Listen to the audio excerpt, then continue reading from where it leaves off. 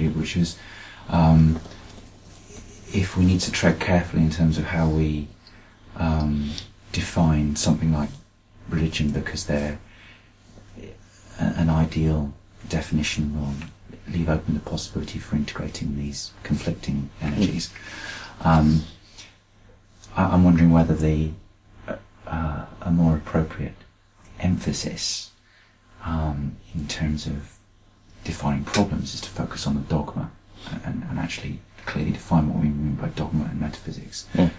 Because that is something I feel that we can be fairly strident about. We can say we don't want dogma, we don't want metaphysics, but if we're going to say that, we need to be clear what we mean by dogma and metaphysics. So maybe that's the most important definition to focus on, rather than what is or isn't religion. Isn't even saying that a dogma?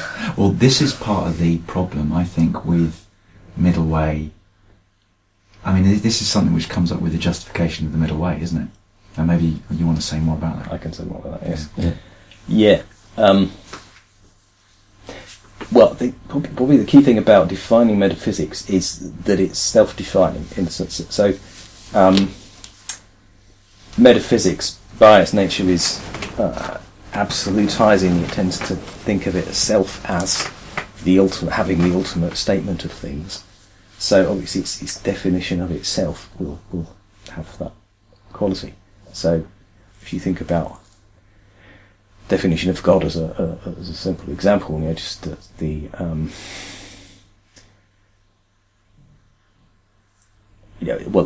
along with thinking about God tends to go a sort of absolutizing metaphysical quality in the whole approach. Assuming we're talking about belief in God here, that's a supernatural entity. But yeah, there's also, I think, a crucial distinction between metaphysics in the abstract and metaphysics as people hold it as belief. So, in any one person, there's a whole bag of different kinds of beliefs and attitudes and desires and so on washing around. And in all of those, in all of us, some of those are going to be metaphysical.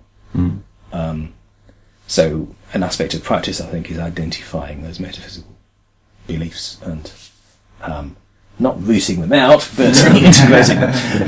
Identifying them kindly and inviting them to soften themselves up a bit, perhaps.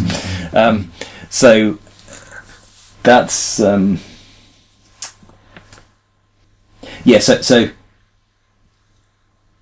in people, metaphysics is complicated. You can't just point to a person and say, he's metaphysical.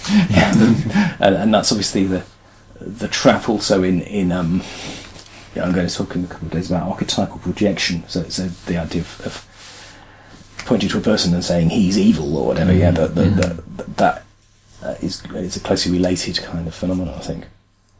But at the same time, metaphysics in the abstract, as it defines itself, is much more clearly identifiable. So that's where, there are certain kinds of features that can help you identify, and particularly dualism is one of them. So with a metaphysical belief, there'll always be an opposite. There'll be a denial of an opposed metaphysical belief. So belief in God, the belief that God exists, belief that God doesn't exist, belief in free will, belief in determinism, belief in a self, belief there's no self, etc., etc. It would also be absolute, in the sense also that you can't incrementalize it, so you can't have a bit of it, you can't believe it to some extent. You've either take on board the whole thing or you don't, which tends to mean that people adopt metaphysical beliefs in a brittle sort of way. So they hold them and they'll stick to that view rigidly, but if it goes, then it goes all at once. It cracks and it falls, and they have a dramatic conversion or whatever. And that's another feature to look out for. They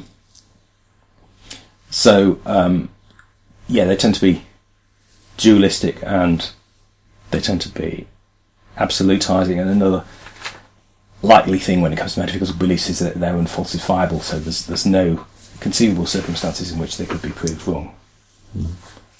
There's the idea of coherence as well. Yeah, they create a coherent world for themselves whereby they can interpret every experience in those terms.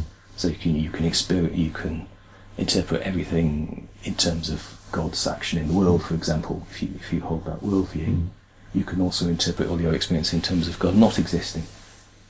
And again, that's equally impossible to falsify. So I think there's generally help with the abstract philosophical identification of metaphysics.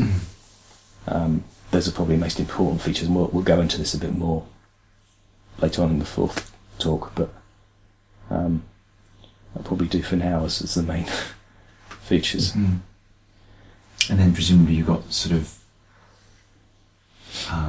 operational definitions in terms of how beliefs function. So you have two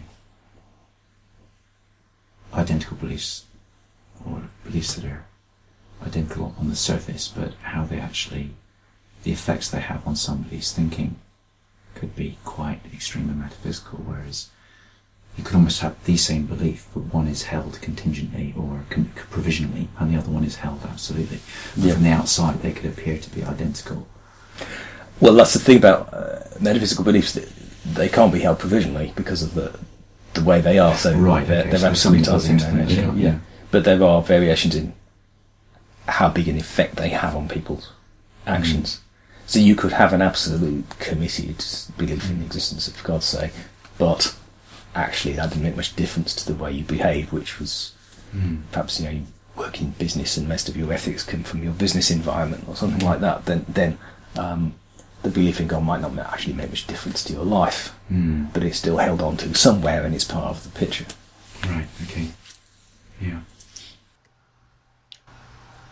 This conversation took place quite early on in the retreat, and later on we did look in more detail at some other aspects of metaphysics.